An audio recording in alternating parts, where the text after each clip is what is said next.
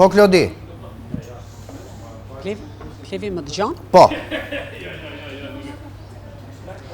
Atëherë, në gjykatën e posaçme kundër korrupsionit dhe krimit të organizuar, dolën ditën e sotme për mas sigurie 2 nga 4 personat e dyshuar për përfshirjen në rrëmbimin, vrasjen dhe më pas asgjësimin e kufomës së shtetasit Klevis Leshi në vitin 2020. Klevis Leshi u mor. Okej, do të lidhemi pas pak me Klod Lalën.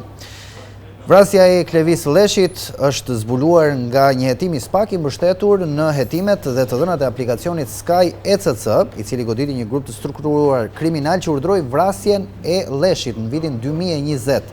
Nga 4 urdhër arrestet lëshuara nga SPAK, 3 prej tyre janë ekzekutuar. Në kërkim është kreu i grupit Aurel Hoxha, Elias Kolaveri, pronar lokalesh në kryeqytet, i cili dyshohet se ka paguar 50.000 euro për vrasjen e triut Klevis Leshi. Përplasja e familjeve Hoxha dhe Leshi zëfill që nga viti 2012, kur Arben Leshi vrau në Britani Agim Hoxhën. Pas kësaj vrasje, nga familja Leshi janë vrarë 5 persona. Në më herët kishim dhe dëshmin e nënës së Klevis Leshit dhënë në vitin 2020, pra 5 vite më parë, ku akuzonte policin e Burrelit aso kohe për bashkëpunim me hasmin e saj dhe të familjes së saj për fshehje të autorit dhe të krimit ndaj familjarve të saj. Nuk e di nëse kemi Klod Lalën aktualisht, do të presim vetëm pak sekonda. Në fakt, nga familja Leshi prej vitit 2012, kur nisi dhe konflikti mes 2 familjeve, janë vrarë 5 persona, ndërkohë që gjithçka nisi me vrasjen në Britaninë e Madhe të Agim Hoxhës. I fundit i vrarë nga familja Leshi është ajo e vrasjes së Arbër Leshit në institucionin e mbrojtjes së dënimit në Peqin, siç e shihni fotoja e Arbër Leshit, i vrarë vetëm pak muaj më parë në Peqin, Sokol Mjacaj, vrasje e cila ka mbetur ende pa autor. Brenda ambienteve të burgut është vrarë Arbër Leshi me një armë zjarri, e cila nuk u zbulua dhe ende nuk është zbuluar se si u fut në ambientet e burgut të Peqinit. Ndërkohë, përsa i përket masave të sigurisë, nuk e di nëse e kemi Klodin e cila do të na njoftoj tani për masat e sigurisë. Janë 2 personat cilët janë arrestuar.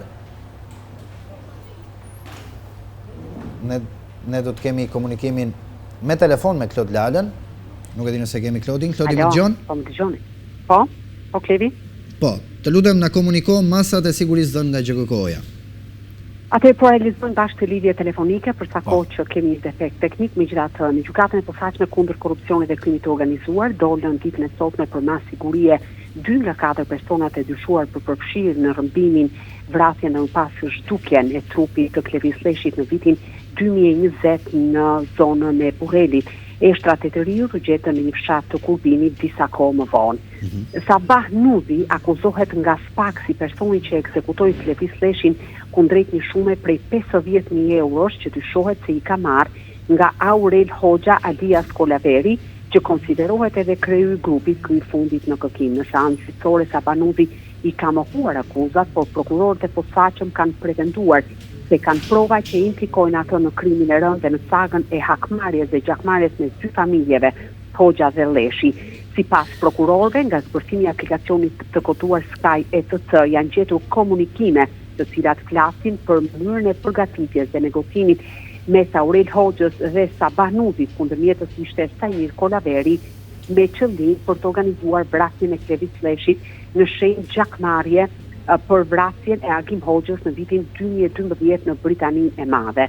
Një moment, sipas fituesve, Aurel Hoxha shprehet në përgjime se kanë vrarë, ka bëra gati dhe kanë vrarë të 4-tin. Dhe nisur nga të gjitha hetimet rezulton se Klevis Leshi është pjesëtari i 4 i familjes Leshi që është vrarë apo zhdukur. I pari ishte babai i tij Xhavit Leshi, i dyti ishte xhaxhai i tij Hayreddin Leshi, i treti i zhdukur nga kjo familje që ende sot nuk dihet fati i tij ishte Artan Leshi dhe i 4-ti në radhë, sipas të gjitha hetimeve rezultonte Klevis Leshi. Pavarësisht këtij pretendimi dhe këtyre provave të prokurorët kanë paraqitur në seancë gjyqësore, Sabah Nuzi ka qëndruar i palëkundur në versionin e tij duke thënë se nuk kishte asnjë lidhje me gjithë ato komunikimet, duke se e trastojnë atë dhe më pas janë të ballafaquara dhe me prova dhe dëna të tjera. News 24 ka mësuar se dëshmia e nënës së Klevis Leshit dhënë për televizionin News 24 disa vite më parë pas zhdukjes së birit, në atë kohë kur prokuroria dhe policia nuk dinin asgjë për fatin e të riut,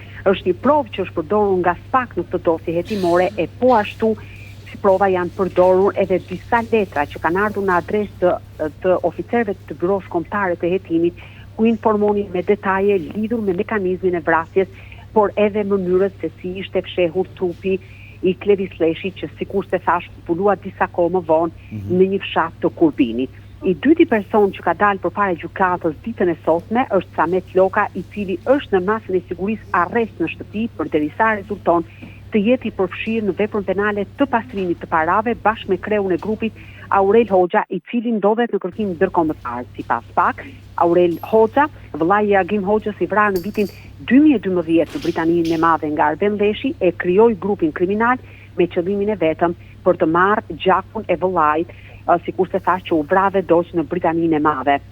Duhet theksuar se gjatë kësaj kohe prokurorët kanë siguruar prova që Aurel Hoxha ishte i përfshirë edhe në veprën penale të trafikimit të kokainës nga Amerika Latine drejt vendeve të Bashkimit Evropian dhe Shqipërisë, e po ashtu në një skem pastrimi parash.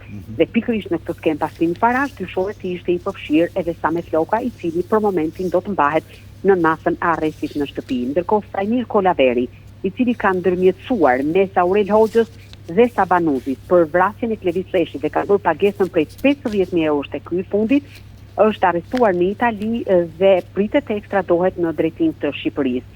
Sipas autoriteteve, i vetmi që mbetet në kërkim është Aurel Hoxha, biznesmen, pronar i disa lokaleve në Tiranë dhe disa kompanive, i cili ka urdhëruar edhe vrasjen e Leshit, por dyshohet edhe të ketë urdhëruar vrasjen e 4 pjesëtarëve të tjerë të kësaj familje, përfshirë edhe të njeriu që mori jetën e vllait të tij Agim Hoxha, dhe bëhet fjalë për Arben Leshin, i cili u ekzekutua në ambientet e qeverisë së Burgut të Sigurisë lartë në Peqin në dhjetor të vitit 2023 nga i dënuari me burgim të përjetshëm Sokol Mjataj nga familja Leshi. Sipas të gjitha të dhënave, është gjallë vetëm një pjesëtar mashkull i familjes, i cili po jeton i fshehu nga frika e hakmarrjes, sepse nga të gjitha dhënat që familja ka marrë, familja Hoxha ishte betuar se do të vriste deri në 7 persona për në shenjë hakmarrje për mënyrën se si ishte vrarë dhe djegur në Britaninë e Madhe vllai i tyre Agim Hoxha. Gjithë konflikti mes dy familje ka nisur për përplasjes në trafikun e drogës. Mirë, Klodi, faleminderit për gjitha informacionet që ndave me ne. Faleminderit juve.